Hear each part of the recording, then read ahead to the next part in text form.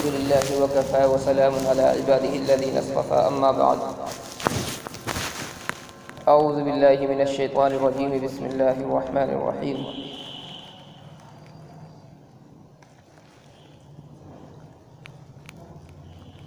إذا قيل لكم تفسحوا فافسحوا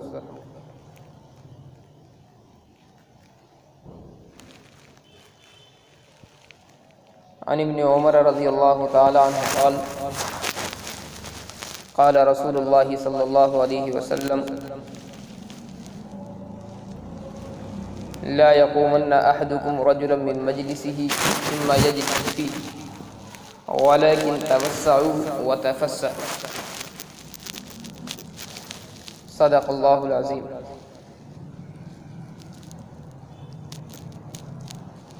مختصر سی یہ حدیث مبارکہ ہے، حضرت ابن عمر رضی اللہ تعالیٰ عنہ کی یہ حدیث ہے۔ حضرت ابن عمر فرماتے ہیں کہ نبی صلی اللہ علیہ وسلم نے ارشاد فرمایا، تم میں سے کوئی آدمی کسی کو اس کے بیٹھنے کی جگہ سے اٹھا کر نہ بیٹھے، ولیکن توسعوا وتفسحوا، لیکن جگہوں میں کشادگی کیا کرو، وسعت پیدا کیا کرو۔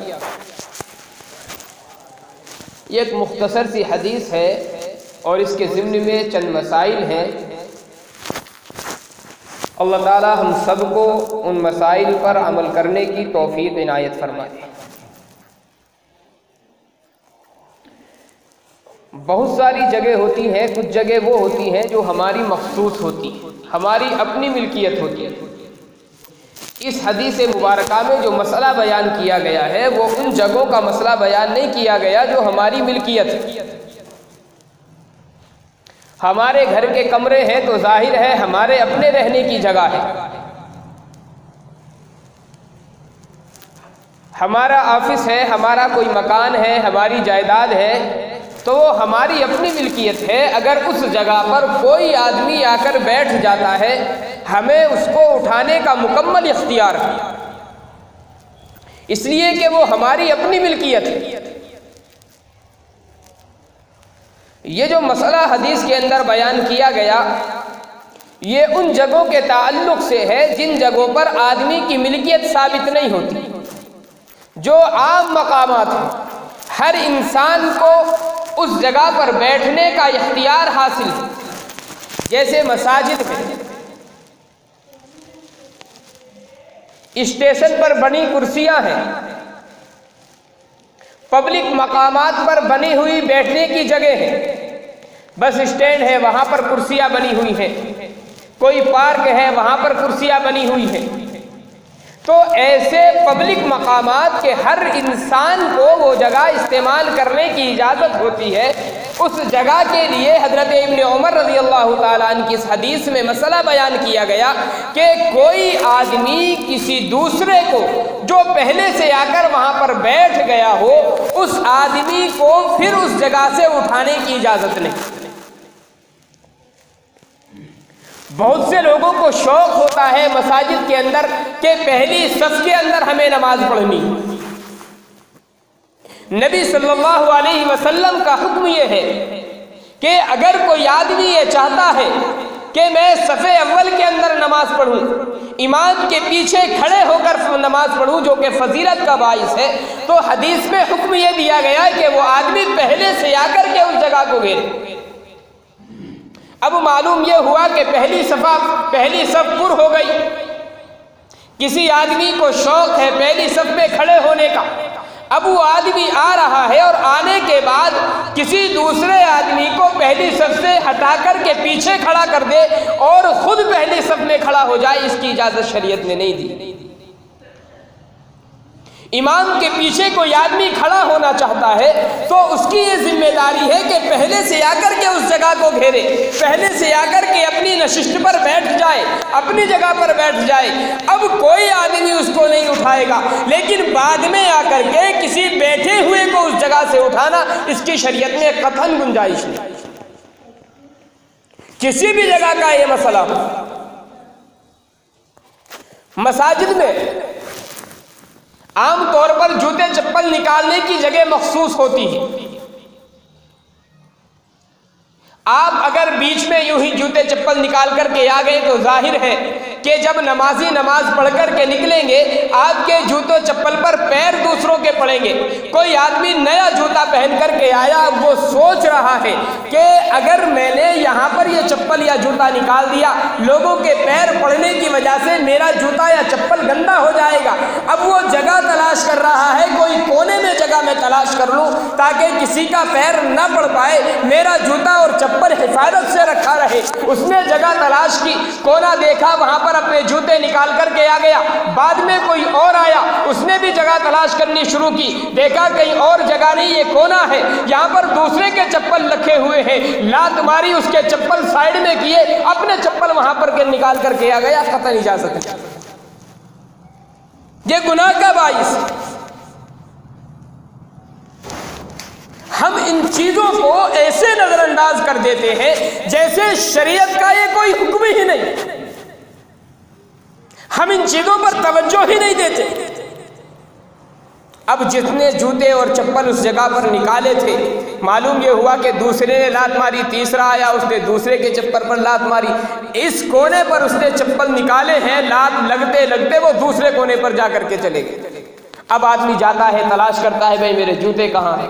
اب یہاں سے وہاں تک وہ تلاش کرتا پھر رہا ہے اپنے چپل، اس لیے کہ جس جگہ پر اس نے نکالے تھے ہم نے اس کو حفاظت سے رہنے ہی نہیں دیا. یہ میرے بھائیوں دوسروں کی تکلیف کا باعث ہے، اور شریعت میں اس کی قطعی گنجائش نہیں. آپ کو پبلک مقامات پر پہلے سے جگہ گھیرنے کی تو اجازت ہے، کیا پہلے سے آ کر کے وہاں پر بیٹھے ہوئے ہیں، آپ کا اپنا حق. لیکن کوئی دوسرا اگر بیٹھا ہوا ہے، کسی دوسرے نے وہ جگہ گھیر لی، پھر آپ اس کو اٹھائیں، اس کی شریعت اجازت نہیں دیتی.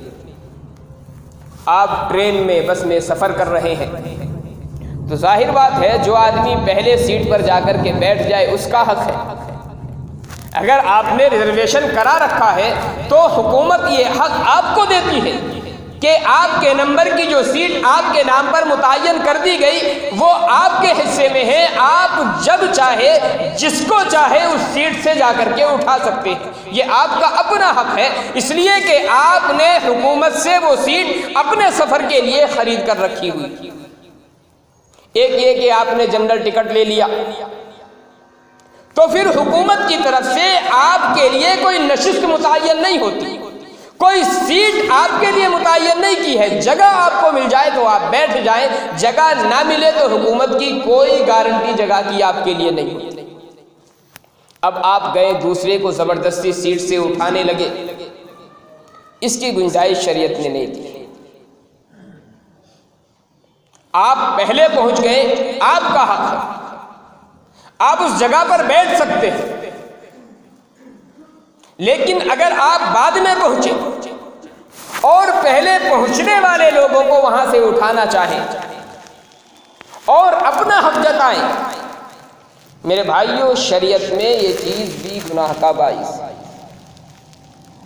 یہ بڑی معمولی چیزیں ہوتی ہیں اور ہم یہ سمجھتے ہیں کہ ان تمام چیزوں سے کیا ہوتا ہے. میرے بھائیوں جب یہ چھوٹی چیزیں، چھوٹے گناہ جب ملتے ہیں یہ ایک انبار بن جاتا ہے. پہاڑوں کے جیسے یہ انبار لگا دیتے ہیں، ہمیں احساس ہی نہیں ہوتا رات اور دن کتنے ہم شریعت کے خلاف یہ کام کرتے رہتے ہیں. ابھی آپ دیکھنا، آپ جہاں جوتے نکال کر کے آئے ہیں اور نماز کے بعد دیکھنا آپ کو اپنے جوتے وہیں ملتے ہیں یا کہیں اور ملتے ہیں. یہ ایک مرض ہمارے اندر پیدا ہو گیا، ایک بیماری ہمارے اندر یہ لگی ہوئی. ہم یہ سمجھتے ہیں کہ شریعت نے ہماری کوئی رہنمائی نہیں کی ان تمام مواقع پر. میرے بھائیوں شریعت نے ذرا سی چیزوں پر توجہ دلائی. زندگی کا کوئی شعبہ ایسا نہیں، نبی صلی اللہ علیہ وسلم کی احادیث مبارکہ جن شعبوں میں ہماری رہنمائی نہ کرتی. اور یہ بڑی مختصر سی چیزیں ہوتی ہیں، اگر ہم عمل کر لیں تو کچھ نہیں جاتا. عام طور پر جوتے چپلوں کے متعلق تو بڑا یہ مسئلہ ہوتا ہے، خاص طور پر جمعے کے دن جہاں آپ چپل رکھ کر کے آئیں گے آپ کو اپنی چپل وہاں نہیں ملے گی۔ کیوں؟ اس لیے کہ ہر آدمی کونا تلاش کرتا ہے، آپ کی چپل وہاں سے ہٹائے گا اپنی رکھ دے گا، دوسرا آئے گا وہ آپ کی ہٹائے گا وہ اپنی رکھ دے گا۔ میرے بھائیو، ہم اس کو کچھ سمجھتے ہی نہیں، ہم تو یہ سمجھتے ہیں یہی معمولی چیز ہے، بس کر دیا تو کیا چلا گیا۔ یہ بھی ایک مسلمان کا حق ہے، جس انسان نے پبلک مقام پر کوئی جگہ پہلے سے متعین کر لی اپنے لیے، یہ اس کا اپنا حق ہے۔ مجلس لگی ہوئی ہے، اب مساجد سب بسب لوگ بیٹھے ہوئے ہیں۔ حضرت ابو ہریرہ رضی اللہ تعالیٰ عنہ کی حدیث ہے، نبی صلی اللہ علیہ وسلم نے ایسے موقع پر حکم یہ فرمایا ہے کہ صفوں کو پھاند کر آپ آگے نہ آئیں۔ آپ دیکھ رہے ہیں صفوں میں گنجائش نہیں ہے، صفوں کو پھاند کر آنے کی اجازت نہیں۔ حضرت ابو ہریرہ فرماتے ہیں کہ نبی صلی اللہ علیہ وسلم کی مجلس میں جب ہم لوگ حاضر ہوا کرتے تھے تو مجلس جہاں ختم ہوتی تھی وہیں پر بیٹھ جاتے تھے۔ مطلب یہ کہ لوگوں کو پھاند کر آگے بڑھنے کی کوشش نہیں کیا کرتے تھے، ہر آنے والا بیٹھے ہوئے کے پیچھے بیٹھا کرتا تھا۔ اور حضرت ابن عمر رضی اللہ تعالیٰ عنہ کا تو ایک معمول ذکر کیا گیا احادیث مبارکہ میں کہ حضرت ابن عمر رضی اللہ تعالیٰ عنہ اس مسئلے میں اتنی زیادہ احتیاط فرمایا کرتے تھے کہ اگر کوئی آئے کسی مجلس میں تو حضرت ابن عمر چونکہ جلیل القدر صحابی ہیں، دیگر صحابہ کرام کبھی ایسا ہوتا تھا کہ حضرت ابن عمر رضی اللہ تعالیٰ عنہ کے اعزاز میں آپ کی عزت کی خاطر اپنی جگہ سے کوئی اٹھ کر کے آپ کو بٹھانا چاہتا تھا، نہیں بیٹھتے تھے۔ یہ غایت درجہ تقویٰ اور احتیاط تھی۔ اب صف میں لوگ بیٹھے ہیں، کوئی بڑے عالم آ گئے، اب یہاں صف خالی کرائی جا رہی ہے ان کے لیے۔ کتنا ہی بڑا کوئی عالم آئے، کتنا بڑا کوئی بزرگ آ جائے، لیکن شریعت میں کسی کو اٹھانے کی اجازت نہیں۔ اب وہ شیخ کو تو بس اوقات خبر بھی نہیں ہوتی، یہ ساری حرکتیں مریدین کرتے رہتے ہیں۔ ہاں کوئی آدمی خود اپنے طور سے اگر کسی کے اعزاز کی خاطر، کسی کی عزت کی خاطر اپنی جگہ چھوڑنا چاہے، پہلی صف میں وہ کھڑا ہوا ہے، اس نے دیکھا کوئی خاندان کا میرا بڑا آدمی ہے جس کی عزت و احترام میرے اوپر لازم ہے، میں اس کی عزت کی خاطر، اس کے احترام کی خاطر اپنی پہلی صف کو چھوڑ کر اس کو پہلی صف میں جگہ دے رہا ہوں، تو شریعت میں اس چیز کی اجازت ہے، لیکن اس میں بھی ایک شرط ہے۔ اس میں شرط یہ ہے کہ آدمی یہ سمجھے کہ پہلی صف کا محتاج تو میں بھی ہوں، لیکن میرے اوپر اس بزرگ کی عزت بھی لازم ہے، اس عزت کی خاطر میں جگہ چھوڑ رہا ہوں تو اجازت ہے۔ اگر آدمی یہ سمجھے گا یار مجھے کیا ضرورت ہے، چلو پہلی صف میں جیسے نماز پڑھ لی ویسی دوسری صف میں، تیسری صف میں، اگر یہ سمجھتا ہے تو شریعت میں بالکل ناجائز ہے پھر جگہ چھوڑنا۔ اور کسی کو ہٹانے کی تو قطعاً گنجائش ہی نہیں ہے۔ کوئی ایسا آدمی صف کے اندر بیٹھا ہوا ہے، صف کے اندر کھڑا ہوا ہے جو اس صف کا مستحق ہے۔ ایک تو یہ کہ نابالغ بچے آ کر کے کھڑے ہو گئے، جیسے فرض کریں جمعے کا دن ہوتا ہے اور بہت سارے نابالغ بچے صفوں کے بیچ میں گھس جاتے ہیں، تو جو کہ شریعت نے حکم یہ لگایا ہے کہ بچوں کی جو صفیں ہیں وہ اخیر میں ہونی چاہیے بالغ لوگوں سے، تو بچوں کو تو ہٹانے کی اجازت ہوتی ہے، لیکن آپ کسی کو چھوٹا سمجھ کر کے یوں ہی ہٹا دیں، یا تو میں تو 5 وقتہ نمازی ہوں اور میں تو 5 وقت نماز میں آتا ہوں، یہ تو خالی جمعے کا نمازی ہے، اس کا حق نہیں، پہلی صف کا تو میرا حق زیادہ ہے، یا امام کے پیچھے کھڑا ہونے کا تو میرا حق ہے۔ اب آپ اس کو ہٹا دیں، وہ بیچارہ جمعے کے دن نماز پڑھنے آیا، آپ سے حجت بھی نہیں کرے گا، وہ فوراً پیچھے ہٹ جائے گا، لیکن شریعت میں میرے بھائیوں بالکل گنجائش نہیں اس چیز کی۔ دوسرے کا چپل ہٹا کر کے آپ نے اپنے چپل لگ دیے، بالکل گنجائش نہیں۔ آپ نے گاڑی کھڑی کرنے کی جگہ تلاش کی، کہا میری گاڑی اگر یہاں کھڑی ہوگی راستے میں تو نقصان ہو جائے گا، لاؤ دوسرے کی گاڑی یہاں کر دیتا ہوں، اس کی گاڑی ہٹائی، اپنی گاڑی وہاں پر لگا دی، بالکل شریعت میں حرام ہے یہ چیز۔